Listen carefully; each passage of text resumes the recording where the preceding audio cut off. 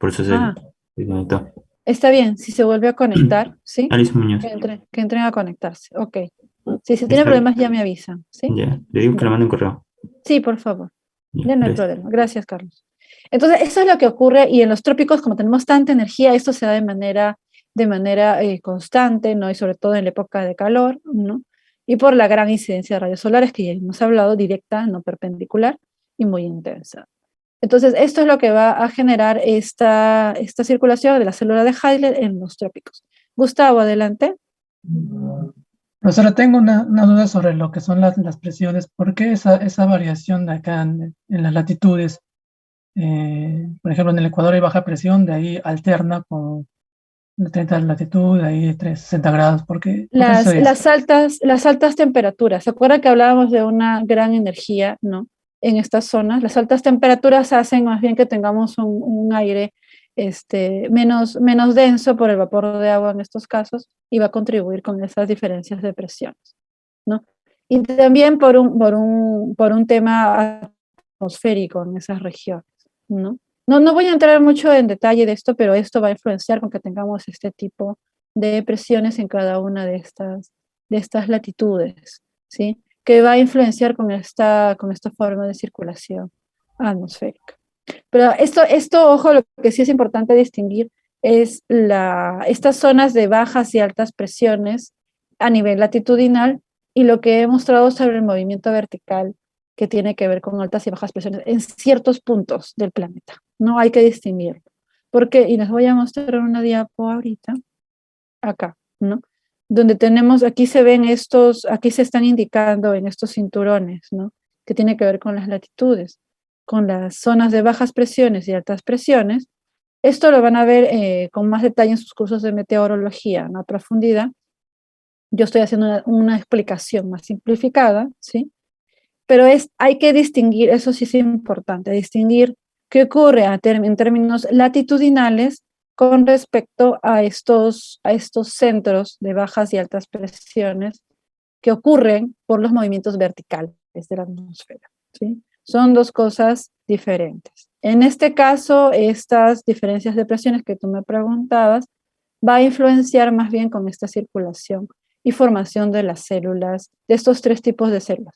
Y estos tres tipos de células se dan tanto en el hemisferio norte como en el hemisferio sur, que los muestro aquí, ¿sí? Tenemos aquí estas células, ¿no? Que se dan igual, las células de Hadley aquí, de Ferrer acá y acá, y polares en los extremos, ¿sí? Entonces, eso sí es importante distinguirlo por ahora. Ahora, en términos de vientos, y me voy a ir aquí un poquito más rápido, vamos a ver que dependiendo de dónde nos encontremos el tipo de vientos, ¿no? Tenemos los vientos alisios, que son muy importantes en cuanto a los trópicos, ¿no? Los vientos alisios del noreste y los vientos alisios del sudeste van a confluir en el Ecuador, no van a confluir en el Ecuador para dar lugar y que influenciado por ser una zona de bajas presiones, va a influenciar los climas que tenemos en esa zona y la formación de las nubes que se presentan en forma de tormentas y que dan lugar a las lluvias, ¿no? Entonces los alisios soplan desde las altas presiones de los 30 grados hacia las zonas de bajas presiones. Luego tenemos los vientos del oeste que soplan de las altas presiones de los 30 grados, tanto en el hemisferio norte como sur, hacia las bajas presiones subpolares, ¿no? Hacia los 60 grados, en este sentido, y a la inversa en el hemisferio sur. Y luego tenemos los vientos polares o del este que soplan desde las altas presiones polares, no desde los extremos, norte y sur, hacia las bajas presiones subpolares, ¿no? En este sentido. E inverso en el hemisferio sur. Entonces, dependiendo de estas características de los vientos, vamos a ver también cómo se van a dar los climas o van a determinar los climas en las diferentes partes del planeta, ¿no? Y son parte de estos vientos que yo les decía que se van a ver afectados, porque decíamos que los vientos tienen que ver con esta circulación y el cambio de temperaturas desde el Ecuador y el enfriamiento de este aire hacia los polos. ¿Qué va a pasar cuando estos polos se calienten, ¿no? y esta circulación de aire se va a ver modificada. Y esta circulación de aire, estos vientos van a modificar también el movimiento o el desplazamiento de las masas de agua, de las nubes que va a dar lugar a las lluvias. ¿Hacia dónde se moverán? ¿Qué va a pasar? Ya no se va a enfriar tanto este aire que viene caliente desde el sur, la temperatura y va a cambiar también radicalmente y los climas en el norte, ¿sí? Otro aspecto importante de la circulación atmosférica tiene que ver con lo que se le llama el cinturón o zona de convergencia intertropical, que es como estas dos líneas están terminando el rango, esta zona de convergencia intertropical, que es donde se unen estos vientos alisios del norte y del sur. Aquí están los trópicos, ¿se acuerdan? Capricornio, nuestro trópico de Capricornio del sur, Cáncer. Y tenemos, ¿no? Que es un cinturón que se va moviendo, ¿no? Se va moviendo, o no es uniforme más bien en todo el planeta, que tiene un extremo en el norte en latitud 25 y un mínimo de 20 en latitud 20, ¿no? Pero se da prácticamente entre los trópicos. Entonces, dentro de esto se va a generar un sistema de climas bien particulares, ¿no? Vamos a tener que se mueve un poco hacia el hemisferio norte en el verano, ¿no? Hacia el extremo norte del trópico de Cáncer. En otoño y primavera se queda más o menos hacia el medio, y en el invierno del norte, en nuestro verano, se va a mover más hacia el sur. Entonces tenemos, ¿no? Que debido a esta zona de convergencia de vientos alisios y a esta zona, este cinturón de depresión tropical en el Ecuador, ¿no? Se forman estas grandes nubes en toda esta región de los trópicos. Y tenemos entonces las zonas de las tormentas tropicales, los tifones, los monzones, los huracanes en esta región, ¿no? Y las grandes lluvias tropicales en las regiones amazónicas. Entonces, va a estarse moviendo, no necesariamente por la estación, pero tiene un rango amplio esta zona de convergencia intertropical. Entonces, ¿qué tipo de vegetación tendremos en estos rangos, chicos? En este rango de la zona de convergencia intertropical. ¿Qué tipos de vegetación encontraremos allí? ¿Alguien puede comentar? ¿Qué tipo de ecosistemas encontramos en este rango que vemos de la zona de convergencia intertropical? ¿Alguien? ¿Qué hemos hablado? Gustavo, adelante. Bosques tropicales. Los bosques tropicales húmedos, ¿no? Lo que hemos estado hablando, la Amazonía, ¿no? Tenemos en todo el planeta, vamos a tener un tipo de bosques tropicales, en algunas zonas más húmedos que otras, pero son bosques tropicales. Y en estas zonas particularmente de bosques húmedos muy, muy ricos, ¿no? Entonces, esta zona de convergencia tropical es particular de los trópicos, por eso es intertropical, ¿ok?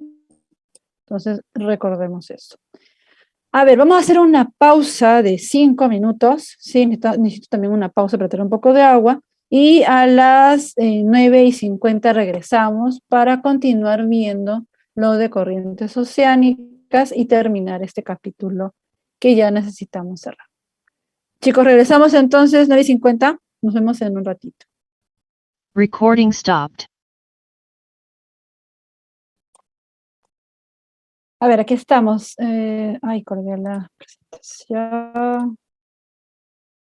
Sí, listo. Entonces, a ver, es importante que haya quedado claro lo anterior, ¿no? Y reconocer la distribución de estos centros de altas y bajas presiones cuando hablamos de movimiento vertical, y diferenciar estos centros o estas latitudes con diferencias de bajas o altas presiones, dependiendo de que tiene una relación con las temperaturas, ¿no? Con esa temperatura que va a contribuir con una menor o mayor densidad del aire en esas zonas, ¿no? Y es importante esas distinciones, porque ya hemos visto que hay los centros de altas y bajas presiones dependiendo de la época del año, estos de movimiento vertical, tiene que ver con las diferencias de temperaturas estacionales, ¿no? Que ya lo hemos visto antes en otra diapositiva. Ahora vamos a hablar de lo que son las corrientes oceánicas, que es otro aspecto importante que va a determinar los climas en el mundo. Tenemos aquí un gráfico donde pueden ver ustedes estas corrientes. Las corrientes rojas son las corrientes cálidas, que son más superficiales, y las corrientes azules son las corrientes frías, ¿no? Que son más densas, pero que son corrientes profundas, pero que van a ascender en algún momento, ¿no? Y van a contribuir con los climas y la riqueza particular que pueden tener estos climas fríos, como el nuestro, o corrientes frías, perdón, como el nuestro, por la corriente de Humboldt, que vamos a hablar también un ratito. Entonces, estas corrientes son patrones sistemáticos de movimiento de agua, ¿no? Que va a tener desplazamientos propios entre los océanos a diversas profundidades y en direcciones diversas, como ustedes pueden ver, ¿no? Y estas corrientes también tienen un origen en los sistemas de vientos y el efecto de Coriolis, que va a hacer que se muevan en sus orientaciones, tanto en el hemisferio norte y el hemisferio sur. Estas corrientes, por ejemplo, van a ser las frías, van a estar ascendiendo en estas costas, por ejemplo, de nuestro Pacífico, y al chocar con el otro lado del Pacífico va a regresar como corrientes cálidas, ¿no? Va a ascender la corriente cálida porque en esta zona se calienta, en la parte del Ecuador se van a calentar estas aguas, pasa de ser corriente fría a corriente cálida y luego retorna, y como se enfrían van a retornar como corrientes cálidas y regresan. Regresan con el movimiento de la Tierra, el efecto de Coriolis y los vientos, ¿sí? Estas corrientes, por ejemplo, tenemos esta corriente de Brasil, una corriente cálida en las costas de Brasil que hace que haya diferencias con respecto a nuestra costa, que es una corriente fría, ¿no? Tenemos corrientes frías en la parte occidental de Norteamérica, y una corriente cálida en la parte más sur y centro, y una corriente fría hacia el norte. En el caso de esta corriente del Golfo, ¿no? Es una de las corrientes que dicen que se va a ver más afectada por el descongelamiento de las aguas de Groenlandia, que ya se están descongelando, ¿no? Y que va a contribuir con un cambio en la salinidad. Todo eso va a contribuir a modificar los climas de esta parte norte. Esto también estaría influenciando en parte en los cambios tan drásticos de temperatura que se están observando en Europa en este momento. Si han visto los mapas de Europa, ¿no? La península ibérica, Francia, Italia, están completamente en rojos o en naranjas. Las temperaturas están sobre los 30, en algunos sitios sobre los 40 grados. Y eso que todavía no es verano. Entonces, todo este sistema de corrientes oceánicas también tiene que ver con los climas que se observan en esta zona. Y acá en la parte del Océano Índico, que tiene esta corriente ecuatorial, que es muy, muy fuerte, ¿no? Fíjense que es muy, muy grande, ¿no? Y acuérdense que aquí en esta zona es el ancho la zona más ancha de la zona de convergencia intertropical. Es la zona donde se dan estos monzones fuertísimos cada verano en la India y toda esta región de acá. Y los tifones en la China, ¿no? Entonces es una zona muy, muy intensa de lluvias por la zona de convergencia intertropical, ¿no? Entonces, estas corrientes van a determinar parte de los climas en el planeta. En la parte del sur, ¿no? Tenemos que las corrientes frías están fluyendo casi sin impedimento porque no hay continente en esta región. Entonces, contribuyen con un desplazamiento más continuo de masas de agua fría en el hemisferio sur en el año. Vamos a ver. Uno de los aspectos más importantes que tiene que ver con el movimiento de las corrientes y la relación con los vientos alisios que hace que estas corrientes se muevan y hagan que el agua se empuje, ¿no? desde la superficie, y ésta circule hacia abajo y jale o empuje parte de esta corriente con el litoral, con la línea costera. Y sobre todo cuando estamos hablando de líneas costeras que no son perpendiculares, sino que están como en pendiente, hace que aflore, ¿no? El agua, las aguas profundas, y este afloramiento trae consigo, por eso se llama afloramiento, nutrientes. Trae nutrientes como fosfatos, silicatos y nitratos, que son sumamente importantes para poder alimentar al fitoplancton y al zooplancton. Entonces, este afloramiento se da entonces por los vientos alisios en estas zonas, y en conjunto con el movimiento de rotación de la Tierra y por este desnivel de los suelos. Eso es particularmente importante, ¿no? En regiones como nuestras costas, en América del Sur, entre Perú y Chile, se dan estos afloramientos. Se ve también son afloramientos permanentes, otros son estacionales, dependiendo del año y de las corrientes, ¿no? Y otros puntos del planeta que tienen otros motivos. En el caso de los afloramientos continuos y estacionales, son producto de los vientos, ¿no? En el caso nuestro, que estamos en el hemisferio sur, en el caso peruano, este afloramiento tiene que ver con la gran riqueza que observamos de nuestro mar. Es un mar frío de por sí, entonces hay mucho plancton y adicionalmente a esto, la gran abundancia del plancton se da porque este afloramiento arrastra o sube estos nutrientes de las profundidades a las partes menos profundas donde estaba el plancton, porque necesita. O sea, acuérdense que este plancton, ¿no? Y todos estos organismos necesitan estar más o menos cerca de la superficie por oxígeno, luz, etcétera, temperaturas ideales, ¿no? Y el beneficio del afloramiento es que sube los nutrientes de las profundidades que de otra manera no se encontrarían en gran cantidades en las partes de los superficiales del mar, ¿no? Por lo tanto, esta gran riqueza de nutrientes hace que abunde el plancton y eso a su vez que abunden peces y eso es, y el zooplancton y el fitoplancton son la base de las cadenas, de las redes tróficas que encontramos en los ecosistemas acuáticos fríos como el nuestro, ¿no? También encontramos este tipo en California, que hay una corriente fría en esta zona, no hay unas corrientes frías. Entonces, estos afloramientos son muy importantes en términos de ecosistemas acuáticos en diferentes partes del planeta, por las razones que ya mencioné y causados por estos factores. Muy bien. No estoy grabando, les comenté que iba a grabar algunas partes y otras no necesariamente las iba a grabar completas, ¿sí?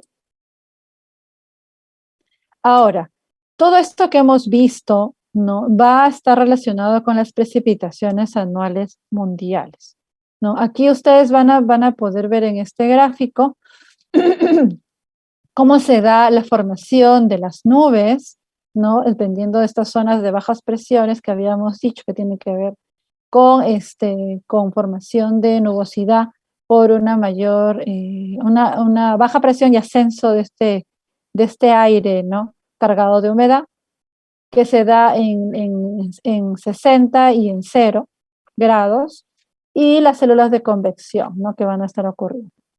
Entonces, esto va a dar lugar a que tengamos estos climas en el mundo debido a las precipitaciones. Es un mapa de precipitaciones. Las zonas más naranjas son zonas donde hay pocas precipitaciones o las menores precipitaciones, y las zonas más oscuras donde se dan las mayores precipitaciones y donde encontramos estos bosques, tanto los bosques húmedos tropicales como los bosques templados también, ¿no? Porque esta precipitación va a sostener parte importante de la vegetación en zonas templadas también, y casi boreales, como estos bosques boreales que ya habíamos visto. Entonces, estas precipitaciones son ocasionadas por los vientos, las temperaturas y las corrientes oceánicas. Ahora, fíjense en este gráfico que tenemos aquí, en la parte inferior derecha, lo voy a agrandar. Y lo que tenemos, ¿no? Tenemos la zona aquí está en términos de latitud, tenemos las precipitaciones anuales, no en pulgadas, y aquí las tenemos en centímetros. Tenemos la zona de convergencia intertropical, no, hacia el sur, que es donde se dan las mayores lluvias. Tenemos que estas zonas de bajas presiones, donde tenemos las masas de aire ascendente que se van enfriando. Cuando tengan esas flechas hacia arriba, piensen en estas nubes que son en forma de yunque, que se observan a veces en la Amazonía, ¿no?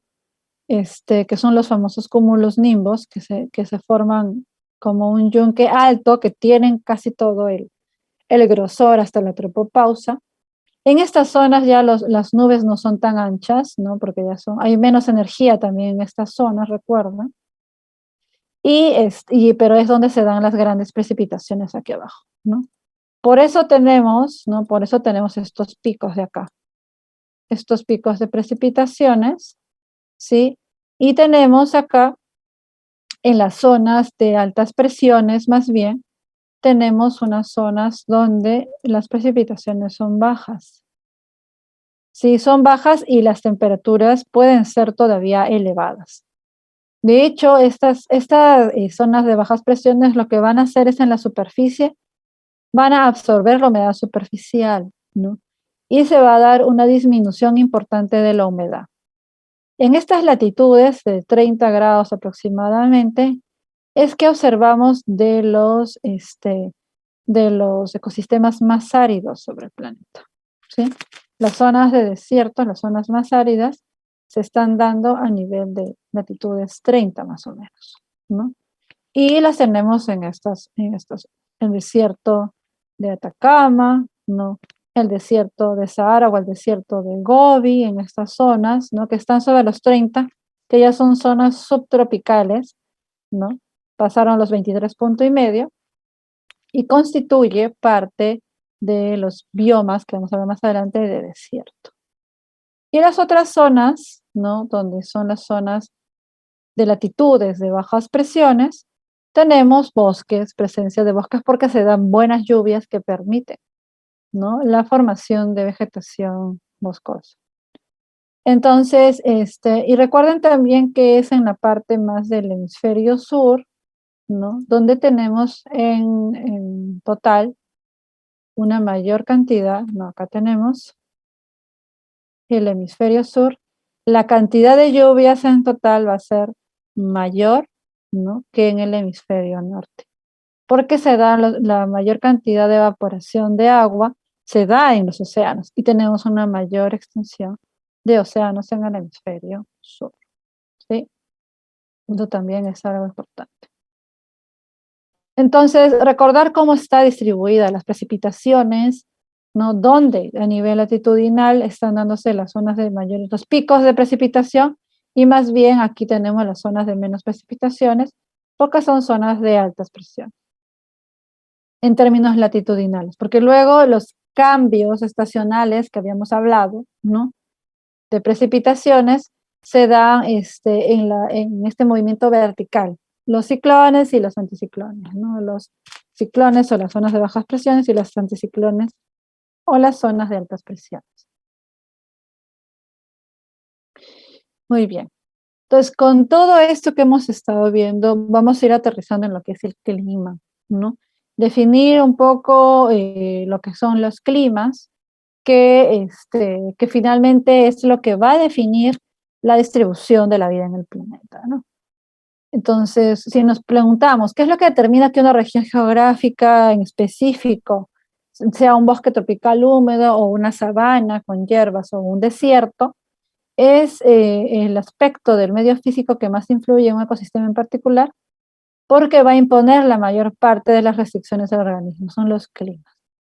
Y los climas, hay que definirlos, es el patrón promedio del tiempo atmosférico, ¿no? A lo largo plazo y puede ser local, regional o global. Entonces el clima no es el tiempo, a ver, ¿cómo definiríamos el clima de qué región o de qué localidad? A ver, alguien hace un ratito, no recuerdo quién fue, nos dijo que era de Urubamba. ¿Cómo será el clima en el valle allá en Urubamba? ¿Cómo es ese clima? Buenos días. Hola, Sí, el clima en Alejandra. Urubamba es valle, Urubamba, así que tiene un tanto de diferencia con la parte del Cusco, porque, bueno, está metido, ¿no? Entonces suele ser un poquito más caliente que en la parte de los otros pueblitos que están un poco más arriba, pero siempre hace frío, usualmente, es frío el clima, ¿no? Por épocas, por ejemplo, a fines de año, comienzos de año, más o menos entre noviembre hasta marzo, todavía hace un poco de frío y después deja de llover. Podemos ir un poquito más al detalle, pongamos cifras, ¿no? Temperaturas que oscilan, a ver, debe ser más o menos entre los 0 o 5 grados, porque de todas maneras hace un frío porque es altura, hasta en la época de secas será pues sus 25, 28 grados, por decir, no tengo los datos precisos, ¿sí? Entonces, ese rango lo damos porque se calculan los promedios a partir de una década o 20, 30 años. es lo que nos da el clima. Las precipitaciones, ¿no? ¿Cuánto lloverá ahí? Debe estar sobre los 600 milímetros anuales o más, ¿no? Entonces, eso es lo que llueve. ¿Y qué más? ¿Qué más? La radiación y la temperatura, humedad relativa y precipitación, ¿no? Entonces, pero eso se da en rangos amplios. Entonces, los climatólogos usan estos datos de periodos largos de tiempo. Los meteorólogos son los que empiezan a evaluar en momentos específicos ciertos parámetros, ¿no? Como, a ver, ¿qué temperatura tenemos hoy día? Está haciendo mucho frío, ¿no? ¿Qué temperatura tenemos el día de hoy? A ver, ¿quién dice, chequean su celular, cómo está la temperatura, ¿no? Y la humedad relativa el día de hoy? ¿Quién puede? En Lima, a ver, en Lima, porque hay varias partes, ¿no? Perdón, especificando para Lima. María Belén. Estamos a 17 grados y con humedad del 83%. Ajá. Ese es el tiempo atmosférico hoy. O sea, en realidad cuando Tsunami dice, ¿no? La temperatura y todo, eso no es el clima, ese es el tiempo, el estado del tiempo. O sea, ya tenemos que empezar a hablar con propiedad. El estado, cuando Abraham Levy dice, entonces ese es el estado del tiempo, ¿sí? Entonces la humedad, la temperatura 17 grados en Lima, humedad relativa 85. Ese es el estado del tiempo. Pero si hablamos del clima de Lima, el clima de Lima oscila, ¿no? Entre los 14 grados en promedio, temperaturas más bajas son extremas, son promedios, y desde los 14 grados hasta los 25 en promedio, ¿no? O más, se ha ido incrementando, ¿no? Y la humedad relativa oscila así, pues entre 80 y 90, 70 y tantos, y 90 es altamente húmedo. Y eso es a partir de datos de una gran cantidad de años. Eso es el clima, ¿no? Entonces, lo que hacen los climatólogos es evaluar esos patrones y también nos ayuda a entender cómo van cambiando los climas. En el tiempo nosotros vemos de un día a otro, de una semana a otro. En el clima son años, décadas, ¿no? Y en tiempos geológicos también, que es lo que ha ayudado a hacer estas proyecciones de cambio futuro a partir de estos análisis de los climas, los paleoclimas comparados con los climas actuales y por lo tanto lo que se proyecta en el futuro, ¿sí? Entonces, y estos climas pueden ser a escala local, regional o global. También hay microclimas, que también lo he mencionado antes. A ver. Los factores que van a contribuir con los climas, hemos hablado de la altitud, ¿no? La altitud, con cada 100 metros de altura en una montaña, la temperatura se va reduciendo en cierta cantidad de grados. Ya hemos hablado de la latitud. La latitud influye en las temperaturas por la incidencia de los rayos solares, ¿no? Menor o mayor cantidad de luz va a influenciar en menor o mayor cantidad de temperaturas, en energía, y por lo tanto el clima, a medida que nos alejamos del Ecuador, es más frío, ¿no? Templado en latitudes polares y luego son climas polares o fríos hacia los polos. Vamos a hablar un ratito de eso. Las barreras montañosas también influyen con el clima. ¿Se acuerdan que hablamos de las temperaturas, ¿no? La presencia de una montaña va a determinar, ¿no? Tener en una parte, en cierta parte del día, una cantidad de sombra en esta región que va a hacer que la temperatura disminuya en buena parte del día y probablemente el impedimento de la entrada de los vientos, ¿no? Y más bien que el aire frío se acumule en estas partes bajas, cuando son zonas de valles interandinos o zonas abiertas en un lado y cerradas en otro. Entonces acá se hacen microclimas. El relieve, ¿no? Como hemos dicho, las montañas, o que estemos en valles, a veces aquí está más abrigadito, cuando está entre cerros está más abrigadito, ¿no? El movimiento de la Tierra, ya hemos visto que tiene que ver con la circulación atmosférica, con la circulación de las corrientes marinas, y la distribución de los continentes y los océanos, ¿no es cierto? Mayor cantidad de océano en una región hace que haya mayor evaporación, entonces una región continental cerca a los océanos tiene un clima particular por la cantidad de humedad que puede estar cerca por los vientos, las brisas, las tormentas, etc., ¿no? Entonces eso contribuye con las precipitaciones, las temperaturas y demás. Vamos a tener climas de costa como las que tenemos en toda la costa peruana y dependiendo qué tan cerca está hacia la costa, qué tan lejos. No es lo mismo vivir por ejemplo, Magdalena, frente al mar, que estar, por ejemplo, hacia a San Juan de Miraflores o mucho más metido, ¿no? O, por ejemplo, no, Cieneguilla, hablando mucho más hacia la sierra, subiendo, que la humedad se reduce drásticamente, ¿no? Estos son como los factores fijos. Los factores variables son las corrientes oceánicas, dependiendo de la época del año, la intensidad, como la corriente de Humboldt, ¿no? Que puede ser en nuestro invierno, va más al norte, y en el verano, como se calienta un poco más el cinturón ecuatorial, baja y se impone más la corriente cálida. Las masas de aire que ya vimos, qué pasaba con estos anticiclones y ciclones, ¿no? Los centros de altas presiones cuasi permanentes porque se van moviendo, han visto que vimos en los mapas, hay algunos anticiclones que van apareciendo en ciertas temporadas del año, en otros se debilitan. Y los contaminantes, ¿no? Cuando hablábamos de la luz, ¿no? Cómo la luz contribuye, se disminuye a medida de que pasa a una atmósfera con una mayor cantidad de contaminantes, y eso implica una reducción también de la temperatura, ¿no? Al tener una menor cantidad de luz, la superficie no se calienta, y entonces la superficie, finalmente la temperatura en esa zona puede ser o enfriarse mucho en cierto momento del día, o también calentarse dependiendo del tipo de contaminantes, como son los gases de efecto invernadero, producto de la actividad humana, ¿no? Muy bien. Entonces son varios factores y hemos estado hablando de ellos. ¿Qué más? A ver, para ver en este gráfico, para que no se me escape nada. Bueno, la distancia al mar, la presencia de masas de agua, ¿no? No solamente continentes o océanos, sino que tengamos un río a un costado, un lago, hace que ¿se acuerdan del calor específico y su propiedad termorreguladora? Tengamos microclimas más agradables, con variación de temperaturas menores entre el día y la noche, ¿no? La presencia de la vegetación. Ya hemos visto en el caso de los ríos voladores, el video de los ríos voladores, que la vegetación va a tener una influencia muchas veces determinante en el clima de una región, y a veces no son regiones pequeñas, sino regiones grandes, ¿no? La Amazonía y la vegetación amazónica influye con el clima sudamericano y en una parte importante del clima a nivel global. Eso también hay que tenerlo en consideración.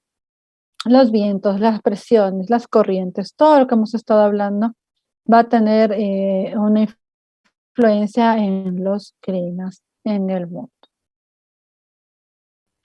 Los microclimas artificiales son los que se dan a nivel de ciudades, ¿no? Donde la construcción, sobre todo con el concreto, con el cemento, hace que se den estos cambios tan fuertes de temperatura entre los días y la noche. Se calientan mucho en el día, ¿no? Y en la noche se enfrían muy rápido y no son abrigadores. En cambio, en zonas de vegetación, ¿no? Más fuera de las ciudades, donde hay algún tipo de vegetación o cobertura vegetal, tenemos más bien unas variaciones o temperaturas más bajas o más agradables en los días con respecto a las noches, y microclimas diferentes. Entonces, los microclimas de ciudades son microclimas artificiales, ¿no? A un nivel local, donde la ausencia o de menor cantidad de ecosistemas naturales genera unas condiciones de temperatura, humedad, ¿no? Precipitación diferentes a que en zonas con mayor vegetación o zonas rurales o zonas de ecosistemas, con presencia de ecosistemas silvestres, ¿sí? Entonces aquí también ustedes pueden ver esta lista de factores, ¿no? Que están presentes y contribuyen con estos climas. Entonces, los microclimas en las ciudades son diferentes, ¿no? Que lo que tengamos en zonas abiertas o de ecosistemas naturales, ¿no? Y estos microclimas, no se nos puede pasar decir de que en zonas urbanas se deben también principalmente a las grandes emisiones de gases de efecto invernadero y de calor producto de la actividad industrial humana, los autos, el parque automotor. Todo eso contribuye con esos microclimas diferentes, claramente diferentes a los de los ecosistemas, donde no hay zonas urbanizadas, o muy poquito, no muy poca urbe en esas zonas. Pero estos son microclimas artificiales, porque a nivel muy locales podemos ver microclimas muy particulares. Y eso es importante porque las adaptaciones que vamos a hablar en el siguiente capítulo se dan a nivel de microclimas. ¿no? Por ejemplo, una rana no se adapta al clima de la Amazonía, sino al microclima de la región donde está distribuida, o incluso si son muy, muy poco distribuidas, a los microclimas aún más finos, ¿no? En términos geográficos, de espacios. Los climas, vamos a ver una clasificación general de climas, ¿no? Se dividen en 3 grupos. Los climas cálidos, los climas templados y los climas fríos. Hay que tener aquí, vamos a precisar un poquito estos climas. En las zonas cálidas vamos a encontrar los climas ecuatoriales, ¿no? Que tienen que ver con básicamente cercanos al grado cero. Los climas tropicales, por ejemplo, los bosques húmedos de la Amazonía son tropicales. Y los desérticos, porque en esta región de la zona intertropical vamos a ver zonas muy áridas, ¿no? Entonces tiene características climáticas particulares, poca precipitación, altas temperaturas, etc. En los ecuatoriales y tropicales es en los que vemos mayor cantidad de vegetación, o tipos de vegetación arbórea más abundante y densa. En los climas templados que están entre los 30 y 60 grados, que correspondía a las latitudes templadas, ¿se acuerdan? Se dividen en los climas oceánicos, que están más cercanos, o regiones que están de islas o cercanas a los océanos, continentales dentro, no dentro de los continentes, entre estas latitudes de 30 y 60, y Mediterráneo, que es una franja que va entre 35 y 45, son bien particulares en Europa, en ciertas partes de Medio Oriente y en ciertas partes del continente de Norteamérica, tienen un clima particular mediterráneo entre ciertas latitudes, entre 5 y 45 más o menos, ¿no? Que es bien particular para estas zonas. Y los climas fríos, y aquí hago una salvedad, porque hay que distinguir los climas fríos de los que son los climas fríos polares de los de montaña. Porque aquí hay una distinción. ¿Se acuerdan que hablábamos de los países que tengan montañas tropicales? Ahí no se vayan a confundir, ¿no? Porque tenemos montañas tropicales, pero que tienen climas fríos, porque la altitud contribuye con esos climas fríos. Y luego están los climas polares, que tienen que ver con los climas de los extremos, ¿no? De sobre los 60 grados de latitud norte y latitud sur. Entonces, son climas que se localizan en los polos, los climas polares, y de las altas montañas, son climas fríos. Pero recuerden que pueden haber montañas de regiones templadas y montañas tropicales. Pero estas montañas, por la altitud, a medida que se sube, tiene un clima de alta montaña. Frío, climas fríos. Eso es importante también que distinga. Para que no se vayan a confundir, porque luego piensan en que son los climas en las montañas de los trópicos, en montañas andinas nuestras, no es un clima tropical, es un clima frío. Estamos hablando de climas, no de región, ¿sí? Muy bien. Ahora, y esto también es importante porque va a determinar los climas en nuestro país, que son una influencia de lo que ocurre a nivel sudamericano, ¿no? Tenemos lo relacionado con varios factores, lo que está relacionado a varios factores trascendentales en nuestro clima. Tenemos la corriente oceánica del Ecuador, ¿no? La corriente del Niño, que es estas masas de agua caliente que vienen, ¿no? Paralelo al Ecuador, que van a circular y van a tener mayor fuerza en nuestro verano en el hemisferio sur y que van a provocar las lluvias en la costa norte. Por eso tenemos una costa norte con vegetación fuerte, una vegetación más densa, ¿no? Los bosques, los mezquitales, los algarrobales que le llamamos, y los bosques tropicales secos, con estos climas ecuatoriales y tropicales, van a ser por influencia de la corriente del Niño. Luego tenemos la corriente de Humboldt, ¿no? Que tiene unos 200 kilómetros de ancho, es una corriente importante, ¿no? Y hace circular masas de aire, de agua fría, y debido a que es agua fría, la evaporación no es tan fuerte. Por eso es que también no hay una influencia, no se evapora mucho, y aparte tenemos el anticiclón, no tenemos un centro de bajas presiones aquí, ¿no? Entonces no hay mucha, por eso no es parte porque no se da una gran lluvia en nuestra costa, es una zona seca, ¿no? Entonces genera más bien esta ausencia de lluvias en nuestra costa y el frío de estas aguas impide una evaporación alta, como sí ocurre en la costa del Atlántico. Tenemos el anticiclón del Pacífico Sur, que estaba yo mencionando, que es un centro de altas presiones, ¿no? Donde circulan los vientos de sur a norte y van a más bien recoger la humedad que está en los océanos, en el Pacífico, y lo van a llevar a la costa. Pero no es, y debido a que no se evapora tanta agua, la humedad no es tan alta. Entonces tenemos esta humedad que la estamos viviendo en estos momentos, ¿no? Que nos da esta sensación de frío más bajo.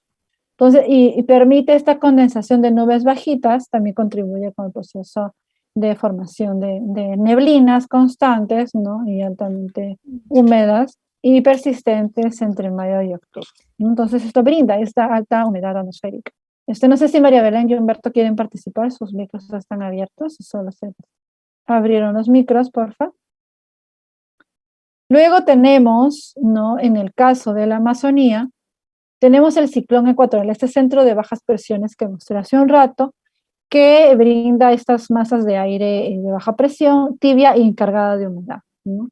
Y es lo que nos da lugar al clima cálido de los bosques de llanura, de las selvas bajas y las grandes precipitaciones que vemos acá. Estas masas de aire caliente se dan entonces por el ciclón o el centro de baja presión, el ciclón o centros de bajas presiones, acuérdense, de la selva. Luego tenemos el anticiclón del Atlántico Sur. ¿No? Este es el anticiclón del Atlántico Sur que se da cerca a las costas de la Argentina, ¿no? Trae aire caliente, aire húmedo, perdón, que llega al Perú en esa parte más sur, ¿no? Que contribuye a mover un poco de estas masas de aire caliente y que haya lluvias de este lado sur.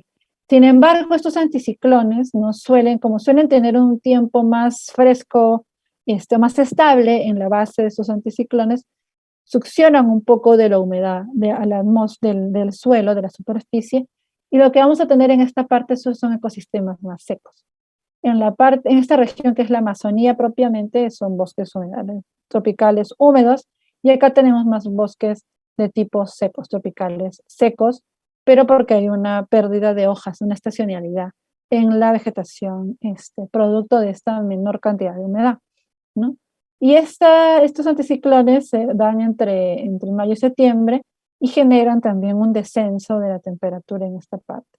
Y contribuye un poco a hacer fluir los vientos fríos que vienen desde la Antártida, ¿no? Y los friajes, aunque esto tiene que ver más con un tema de vientos desde el sur, los famosos friajes que llegan hasta la Amazonía.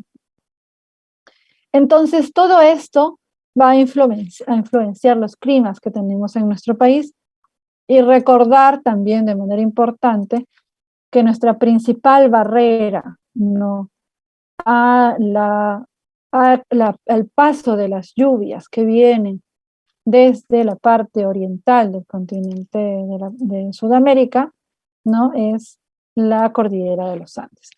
La cordillera de los Andes tiene una altitud que va de menos, la cordillera de los Andes nace en Venezuela, ¿no?, y van creciendo a medida que se van hacia el sur. Por eso en esta parte de aquí, ¿no?, en esta parte norte, hay una influencia de las lluvias que provienen como consecuencia de la corriente del Niño, porque es una zona también de bajas presiones, y porque como la cordillera es bajita acá, las lluvias, las nubes cargadas de agua también pasan. Entonces puede ser que en la sierra norte de nuestro país y en la costa norte se dé la mayor cantidad de lluvias en la costa. En la parte sur, de acá para acá, ya no llueve, ¿no? Ya es una zona árida en la costa, es una franja más delgada, perdón. Todo lo demás es la cordillera de los Andes. Entonces, si no tuviéramos esta barrera montañosa, tendríamos una mayor cantidad de lluvias, ¿no? Por eso yo les preguntaba, ¿qué tenemos en Bahía, ¿no?, en Salvador de Bahía? Tenemos a Salvador de Bahía en la costa del Atlántico, ¿no?, en América, y tenemos a Lima aquí en latitud 12 aproximadamente, ¿no? Entonces aquí tienen condiciones de clima, es un clima tropical, nosotros también tenemos un clima tropical, ojo, pero la vegetación, la temperatura, la precipitación es muy diferente a la que tenemos aquí. Aquí aparte está esta corriente cálida, acuérdense que hay una corriente por acá, ¿no? Pero nosotros, aún así no tuviéramos la cordillera de los Andes, tenemos esta corriente fría. Entonces no llovería tanto aquí como llueve en esta parte. De repente sí tendríamos más vegetación en la costa, pero no tan exuberante como porque el bosque, la selva en la Amazonía puede llegar hasta las costas, ¿no? Tenemos vegetación exuberante en las playas brasileras de esta parte del país, sobre todo en el centro y en el norte. ¿Okay? En el sur ya es un poco más seco, otro tipo de vegetación también. Entonces, por eso yo les preguntaba lo de la latitud de Lima y lo que encontraban al otro lado, en América del Sur, en el Atlántico. Tenemos características que van a hacer que tengamos climas diferentes y tipos de vegetación diferente, o una ausencia de vegetación en nuestro caso. Muy bien. Por eso era que yo les preguntaba el dato de la latitud limeña. Muy bien. ¿Hay alguna duda con respecto a eso, chicos, chicas? Eso es importante que reconozcamos estos factores que van a dar lugar a los climas que encontramos en nuestro país. Y aparte de estos factores grandes que influyen a nivel de Sudamérica, tenemos que, nuevamente hablando de la montaña, de la cadena montañosa que es los Andes, esto va a determinar un cambio importante en los climas, una variación de climas altitudinalmente, ¿no? Y por lo tanto una gran diversidad de sistemas ecológicos debido a esta variable climática.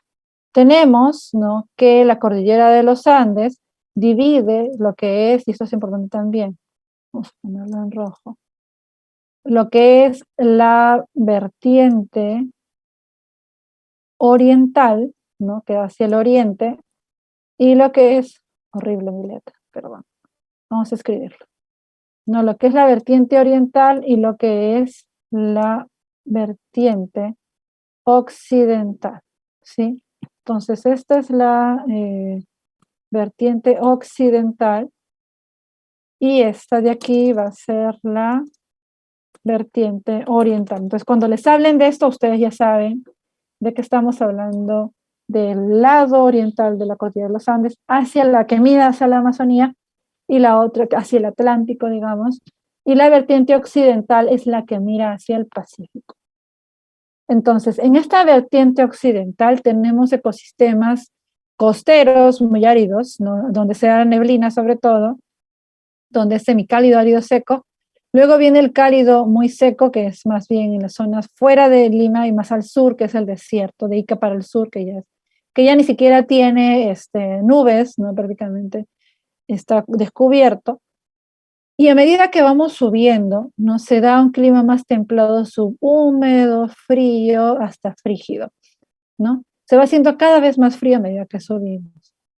Ustedes pueden ver cómo va disminuyendo la temperatura a medida que vamos subiendo en altitud. Acá está sobre los 5.000 metros.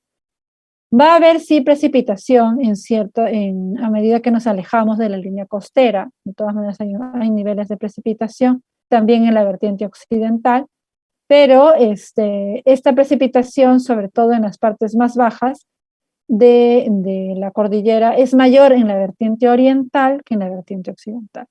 En la vertiente oriental vamos a tener, ¿no? Espera un ratito. Vamos a tener climas, tienen las partes más bajas con gran precipitación, 5.000 milímetros, 27 grados, climas semicálidos y húmedos, hasta climas cálidos y húmedos, ¿no? Promedios de precipitación y temperaturas elevados en los llanos amazónicos nuestros.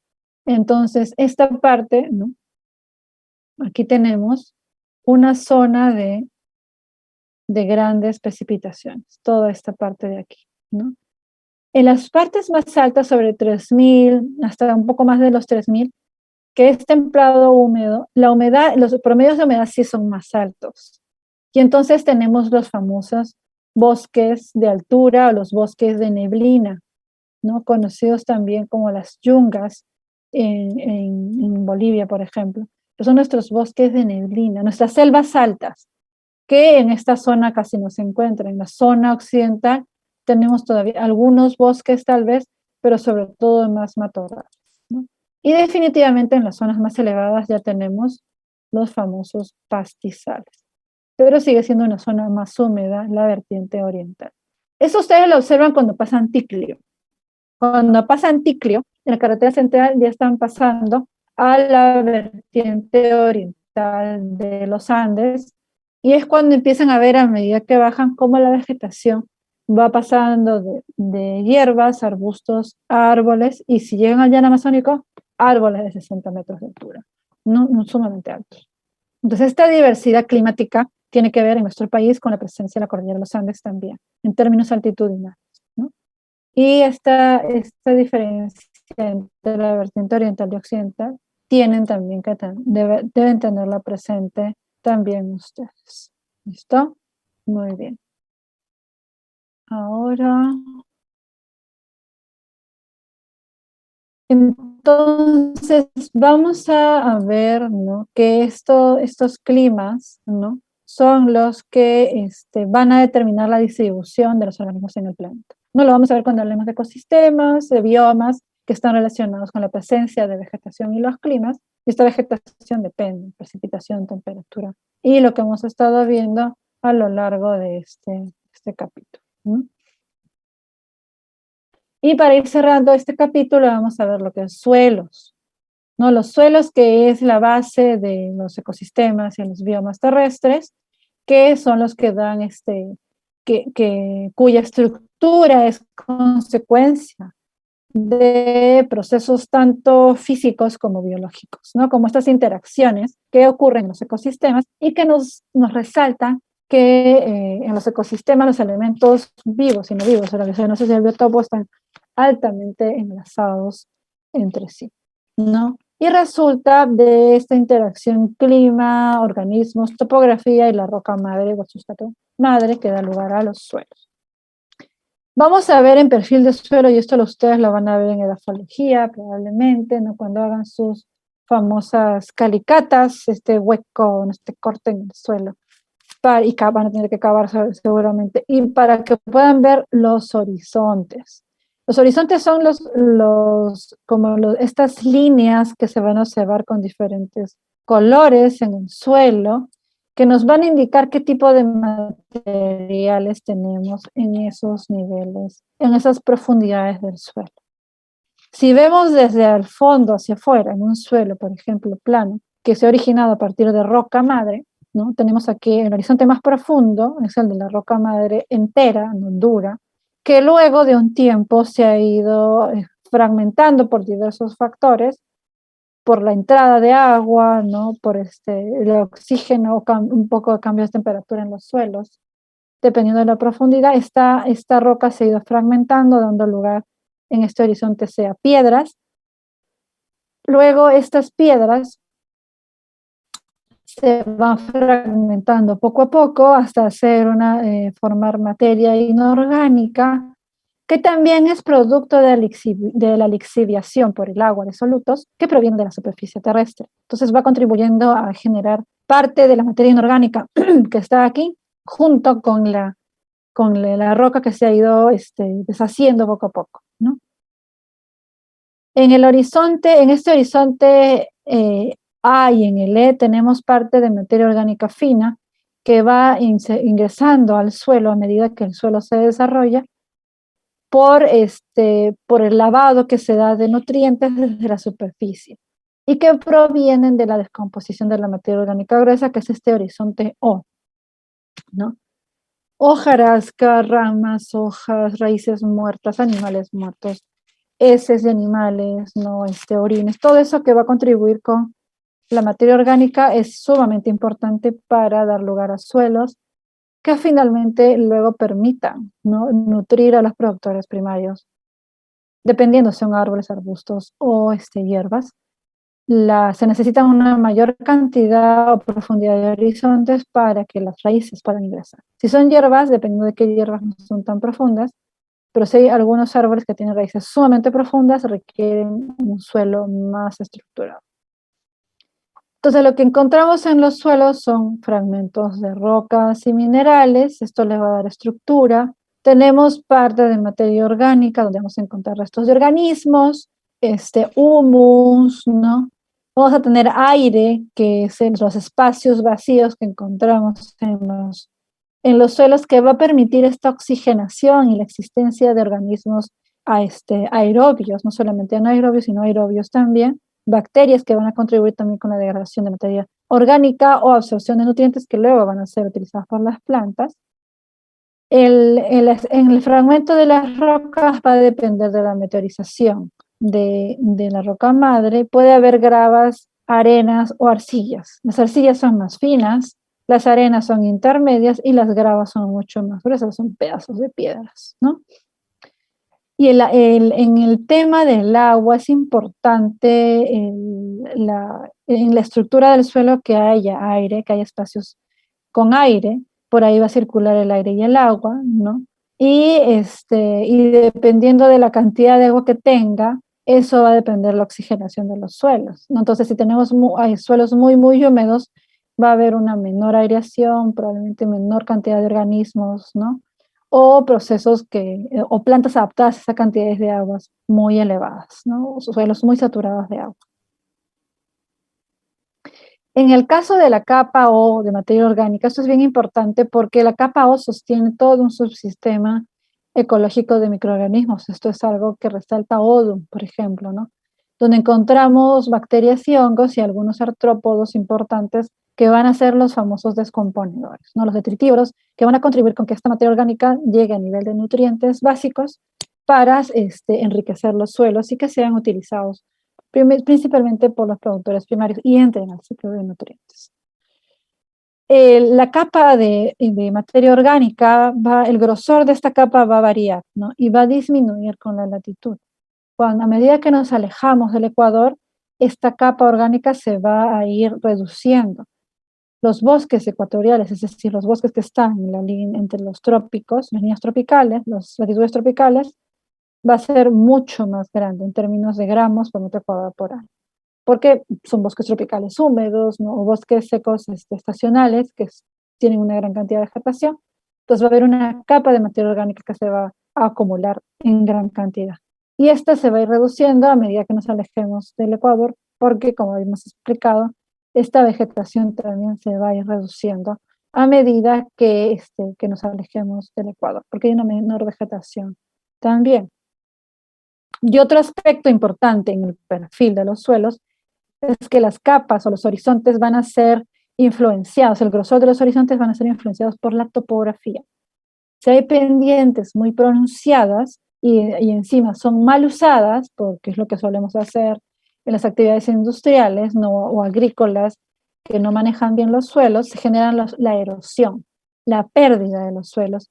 Y estos primeros horizontes se hacen muy delgados. Entonces, si se siembra algo aquí y son muy delgados y en pendiente, viene una lluvia fuerte y se las lleva, ¿no? Entonces, son suelos muy, muy riesgosos. Las tierras planas suelen tener suelos más maduros y más profundos. Y son menos vulnerables a estos procesos de erosión por la pendiente, ¿no? Por la pendiente. ¿Cómo se